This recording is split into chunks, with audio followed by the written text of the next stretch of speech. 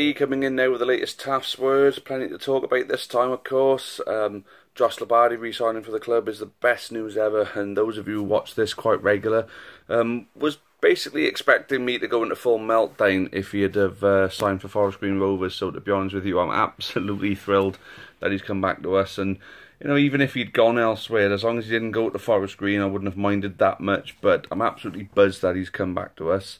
The one thing that we do need to do now is send Cooper back. Sorry if you're watching this, Charlie Cooper. Nothing against you personally, but you're just not good enough to play for my club at this particular moment, you know. And even if you are, you're not doing well enough to warrant your first team place right now. So if you are going to be stopping you know, maybe an incentive to buck up and start playing the way you should be able to play if you are to be a League Two player. But then, I mean, look at it though. What a scary looking midfield that's going to be. Dolan, Labardi and Bakinson. That's going to really scare people, isn't it? I mean, with four strikers scoring goals for us as well, think of the service that they're going to get. Think of the midfield battles, you know, that we're going to win. You know, because Dolan's getting stuck in, Bakinson gets stuck in, and having Labardi back, wow. But then the thing is, what's good is that there are other players who are fighting for places in the midfield. I mean, you got Wilmot, you got Crofts, you got Sheehan, and you got Bennett. But obviously, Bennett may be pushing more for a place in the first team defence. Maybe, obviously, you got Franks, Demetriou, and O'Brien pushing him out. I mean, it's keeping players on their toes, you see.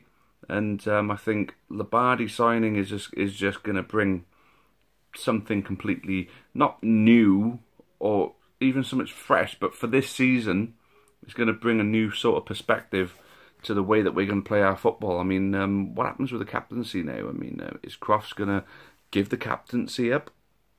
I don't know. But the one bit of news that came out today, actually, obviously we heard the other day that Tom Owen-Evans has left Falkirk. Gutted for him that didn't work up there. I'd been messaging him about being up there and everything like that, saying about how much they love their football up there, and if you play for them, they'll love you and all that. It's obviously just not worked out for him, which is a real shame. I mean, I don't know which manager brought him in there, whether they've changed managers and the new manager didn't fancy him. I haven't really looked into the situation of Falkirk, but dropped Tom a message earlier just to say, oh, so no, gutted for you they didn't work up there, but he signed for Hereford today. And I think that's a good move for him. That's a great move for Hereford because they've got a very good young central midfielder now, attacking central midfielder, who played at Conference South/North level for Gloucester and really turned some heads while he was there, which basically made us bring him back. And then, you know, he just went from strength to strength as far as I was concerned from there then, for us during the Great Escape, of course. But it was a shame last season he didn't get many opportunities, and when he did, he didn't quite step up. So I wasn't surprised when he moved on. I just thought he may have come along well enough to warrant a place in our team. Maybe we were offered a decent enough transfer fee for him, I don't know. But that's money wasted really for Falkirk, if you think about it. But I really wish Tom all the best at Hereford. Obviously, I haven't spoken much except for on the live, of course, following the defeat at Crawley. I mean, we were poor. I mean, we were awful. I mean, it doesn't mean that the ref had a good game by any stretch of the imagination. I mean, sorry, readjust myself. I'm at my parents' place dog sitting at the moment, so that's why there's a bit of a different background. But yeah, so Crawley was basically one of those things where we just played awful first half. The second half, we came out fighting. We got the goal back. We probably should have been out of sight and lost. You know, the game should have probably been lost by this point, to be honest with you, because they were that much better than us in the first half. I mean, we had the one chance right at the beginning, and we barely created a thing then.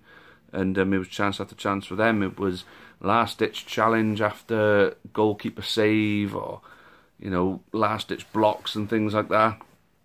And they were putting it wide and over and stuff like that, where they probably should have scored. They could have been 3 or 4 up by half-time. So the fact that we came back out only 1-0 down was a positive. And then we got the equaliser. But in my opinion, that's not a penalty. I don't think there's a penalty at all. I think he just makes a stab for the ball and the player goes down a bit too easily. And then the referee Charles Breakspear, he always gives a high profile decision against us. Remember the Luton one, when that bloody Ruddock player decided to jump over Darren Jones and get a penalty?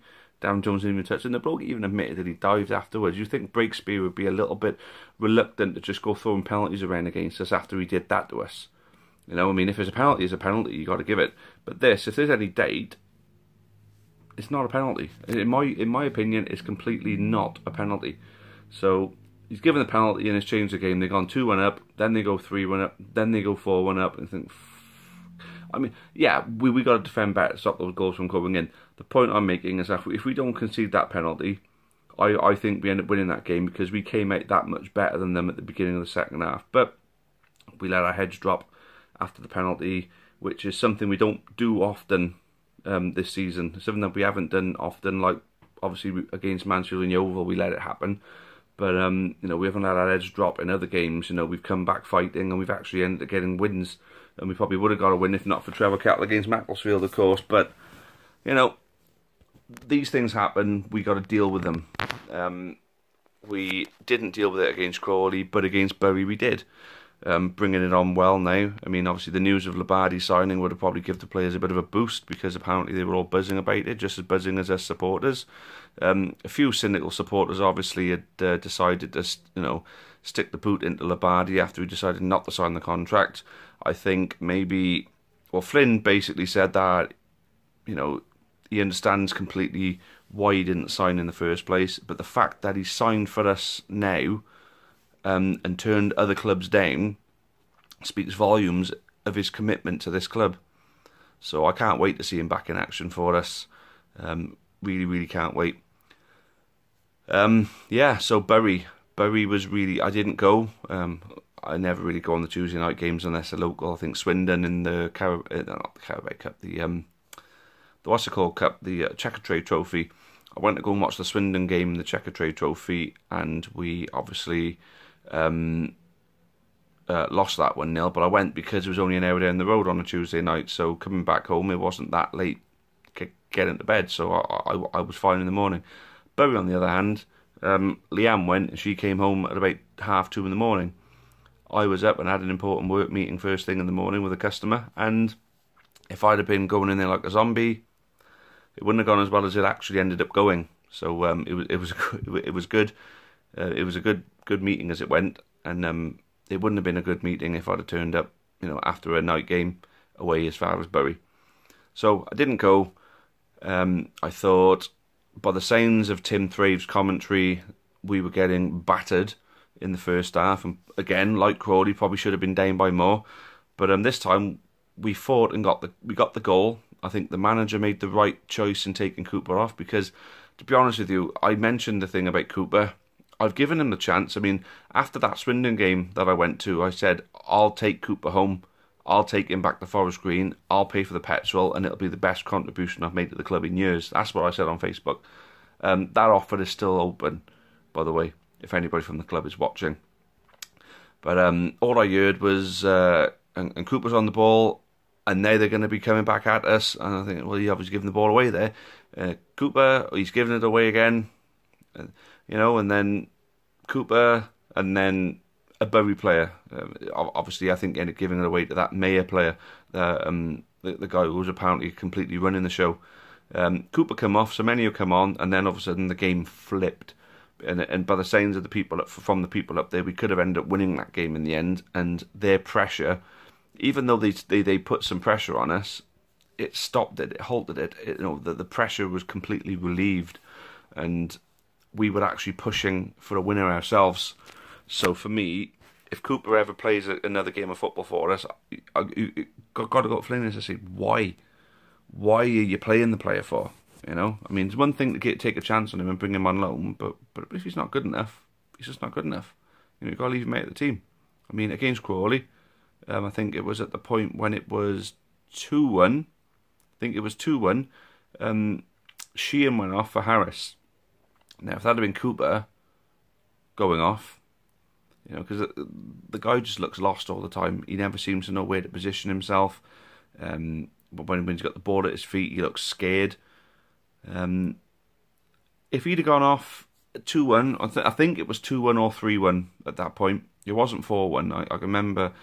I'm quite sure it was 2-1.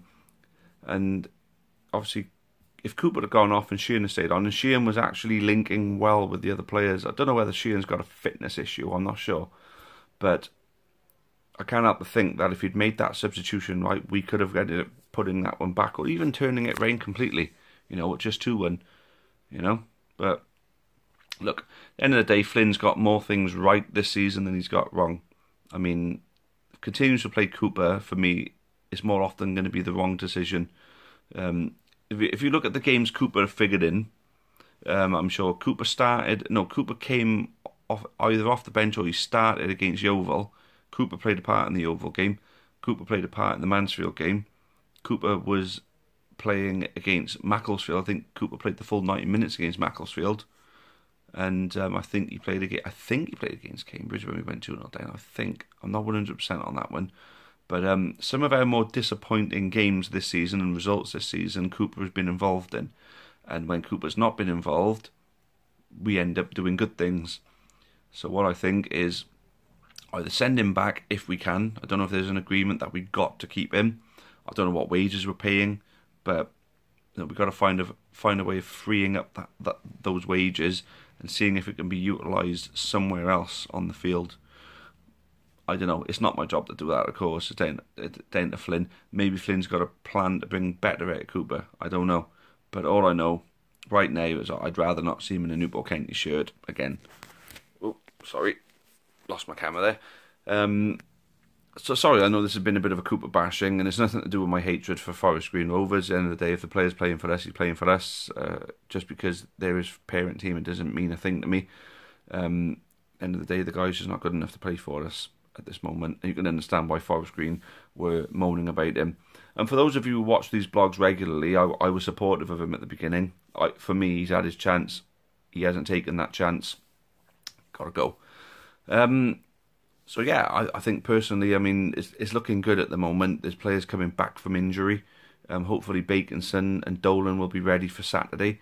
Well, that's tomorrow, of course, because if we got a full strength midfield, and we've now got a full strength defence as well. Forbes was back, O'Brien was back. I mean, Flynn's got a selection headache.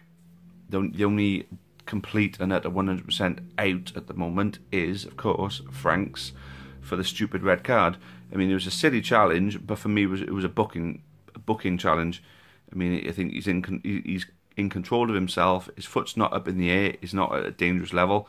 His leg's pointing downwards, so his foot's pointing down. His studs are not out; they're pointing down. Not a red card, and the consistency from the ref, right? Who remembers the handball from Morecambe during the Great Escape season when the guy just battered it out of the air like that? Well, Crawley had a similar one, and we didn't get the penalty, albeit it was 4-1 at the time, and the same with the red card shape for them. But their player's foot was up like that, and you've seen it. I was right in line, looking down directly at it, and I've seen his foot go up like that, in the air. Red card. Only got a yellow. Franks. And the thing is, right, I can only compare the reaction of Breakspear when he went to give the penalty and the red card as a child who desperately wanted a PlayStation 4 for Christmas, opening a PlayStation 4 at Christmas. Can you imagine the reaction of the child? Now, that was comparable to the way Breakspear reacted and got his red card out to send Franks off, got his whistle to his mouth to give the penalty. It was like he was waiting for the opportunity to give a big decision against us. The guy's a prick. I call him the Three Stooges. The Three Stooges being Charles Breakspear, Trevor Kettle, and of course that fat bastard Brett Huxtable. Yeah, they're the ones that whenever we see them, we know we're going to have a bad day. And they always give big decisions against us. Watch out for it. Those three refs in future, watch out for it. Anyway, guys, I've been babbling on for bloody ages. As I said, there was quite a lot to talk about, and I've certainly milked it, haven't I? Nearly 15 minutes, so this is where we're going to leave it. I want to give a big shout out to our sponsors. I haven't been doing it as often as I probably should be, but the Scrum Half have looked after us. They're lovely people. I really hope that tomorrow anyone walking through Maindy has the time to pop in and have a quick pint before going down to the bush go in and say hello to Kyle and his missus Sue. And then, of course, if Kevin's in, pop in and see Kevin as well. And then the other regulars that are in there, you know, there's some lovely people in there. I'll be popping in there along with the big man Phil and the family, so you come and say hello to us as well. But thanks for watching, everybody. Appreciate the support for the channel. We're pushing those 2,000 subscribers, so make sure if you haven't subscribed already, get and press that big red button for us, because it really helps the channel. It raises money for us, which means it raises money for the county practically. So much appreciated if you could go ahead and do that. Thanks all, and for those of you going tomorrow, I'll see you there. Cheers, thanks very much, cheerio for now, and as always, up the county. Many thanks for watching the latest content on the Amber Army channel. Please make sure you leave us a like, make sure you subscribe for more content, both for the neutral football fan and also plenty of Newport County. Even more Newport County content can be found on the club's iFollow channel on the link above. It is just £4.49 per month to subscribe to that service. And those of you feeling extra generous can also support us on Patreon on the link at the bottom there. That would be a monthly donation of your choice. Thank you again, make sure you've subscribed, and as always, up the county.